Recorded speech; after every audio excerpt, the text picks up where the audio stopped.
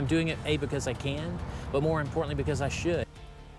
And how an incredible story of survival in the battlefield has inspired this man's unique mission to help military veterans. It's coming up next on 10 News at 6. Next and new at 6 o'clock, an amazing story of survival in the battlefield has inspired a unique effort. He's one man on one motorcycle on one mission to help military veterans.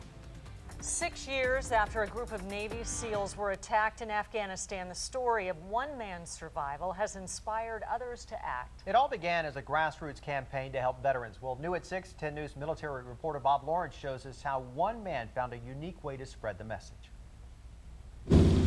32 days, 34 states, and 15,000 miles is what Stephen Foster hopes to wind up with when his ride is over. I'm doing it, A, because I can, but more importantly, because I should. Though he has family members who served, Stephen Foster of Texas is not a veteran. But he started his motorcycle ride across the country for those who are because of this book called Lone Survivor. I read that book and was so inspired by it.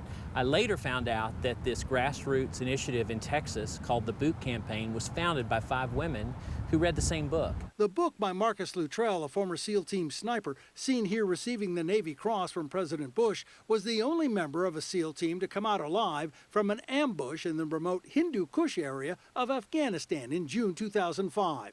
Another SEAL, Lieutenant Michael Murphy of San Diego, was posthumously awarded the Medal of Honor for deliberately exposing himself to enemy fire to radio for help. Sadly, 16 of those coming to help in a helicopter like this one were also killed by enemy fire. Years later, Stephen Foster decided to strap on a helmet and help the cause called the Boot Campaign. And it's worked. Everywhere I go, what are the boots all about? Where are you going? Where are you riding to? It's a ride that has taken him from his home in Dallas to Ground Zero in New York and to a firehouse in Butte, Montana, and along the way, raised money for the Boot Campaign. Foster always wanted to do a ride like this one, but he never did until he found a cause. Matching passion with purpose. And that's a message that I'm going to take from this ride and carry on. Bob Lawrence, 10 News. And a very good message. A movie based on the book Lone Survivor will be released in January. Foster, who has raised about $2,500 so far, will head to Phoenix tomorrow for a link to the Boot Campaign. You can always click on the red television button on 10news.com.